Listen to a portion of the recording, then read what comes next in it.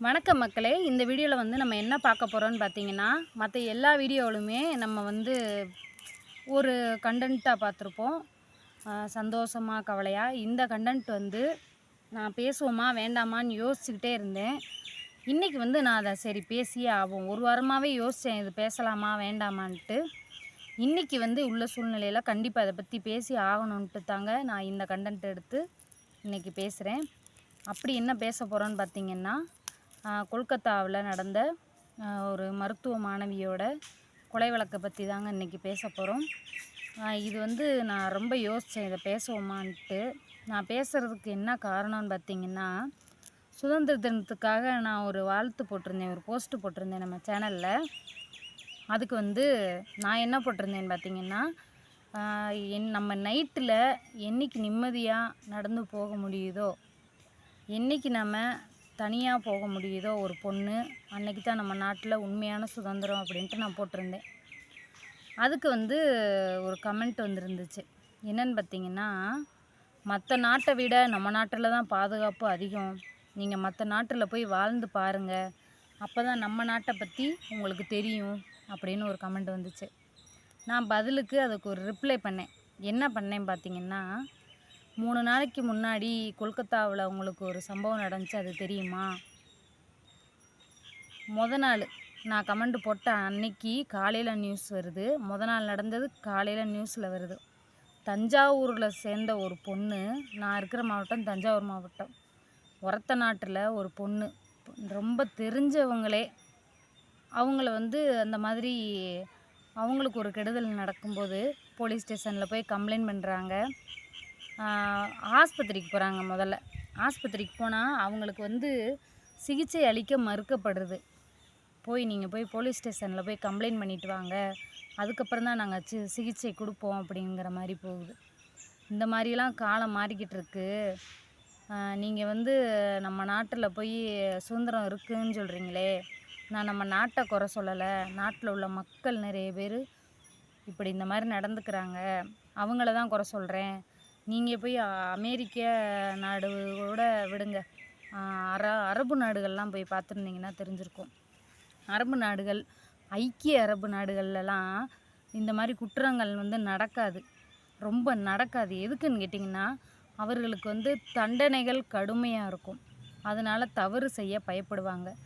எந்த ஒரு இடத்துல தண்டனைகள் கடுமையாக இருக்கோ அந்த இடத்துல தவறுகள் கண்டிப்பாக குறைஞ்சி தான் இருக்கும். நம்ம நாட்டில் தூக்கு தண்டனைங்கிறது அதிகபட்சமாக இருக்கிறதில்ல.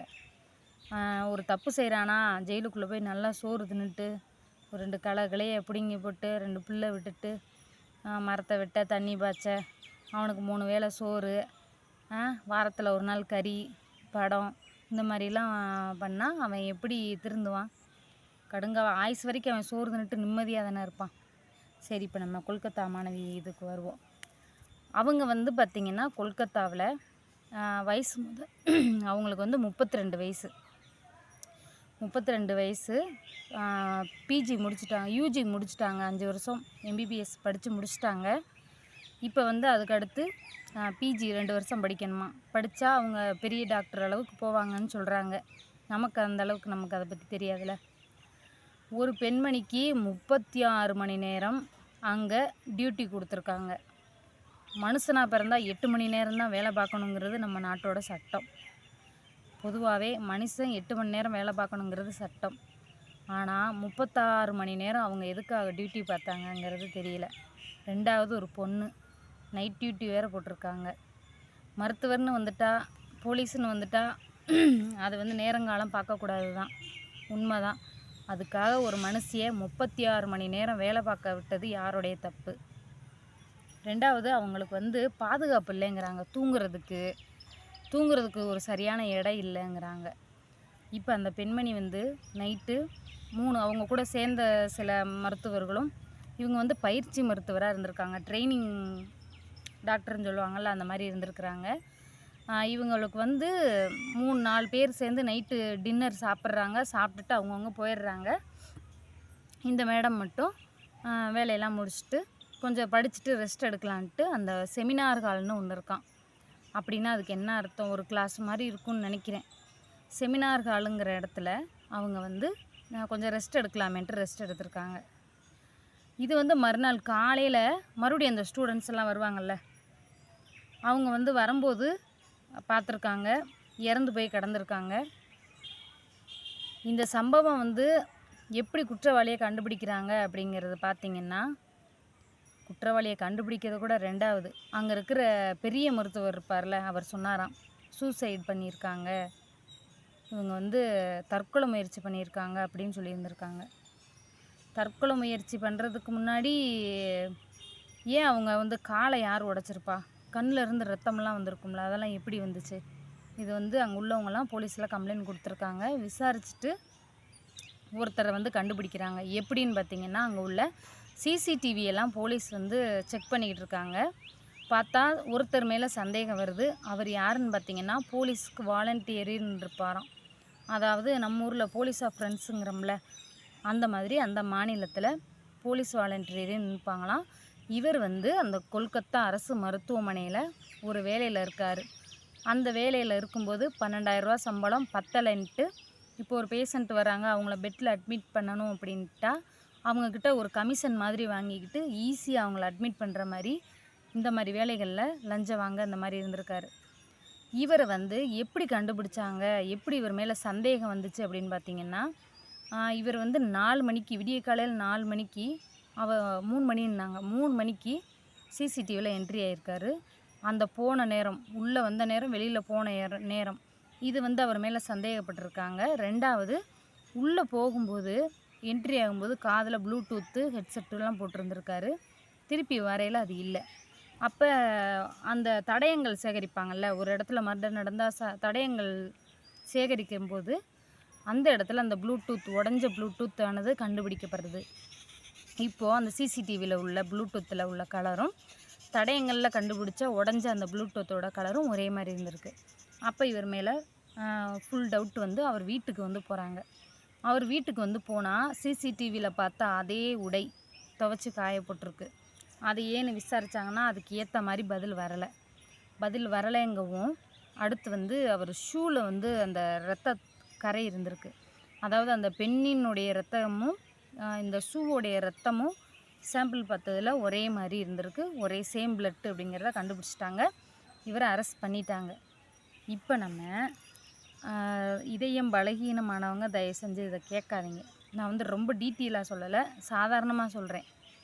ஒரு பொண்ணு கால் உடஞ்சி, இடுப்பு எலும்பெல்லாம் உடச்சி ஃப்ராக்சர்னு சொல்லுவாங்கள்ல, அந்த மாதிரி எலும்பு முறிவெல்லாம் பண்ணி, 2 கண்ணில் இருந்த ரத்தம் வந்து உதடெல்லாம் அப்படியே துண்டாகி, இப்படியெல்லாம் வந்து அவங்க வந்து கொடுமைப்படுத்தப்பட்டிருக்காங்க.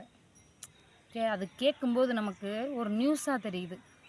இப்போ இன்றைக்கி ஒரு நியூஸ் வருதுங்க, இந்த நியூஸே வந்து 1 வாரம் ஆகுது. இதுக்காக எல்லோரும் போராடுறோம். 2 மாதம் 3 மாதம் போராடுவோம், அடுத்து மறந்துடுவோம். அடுத்து இன்னும் ஒரு 6 மாதம் கழித்து ஒரு நியூஸ் வரும்.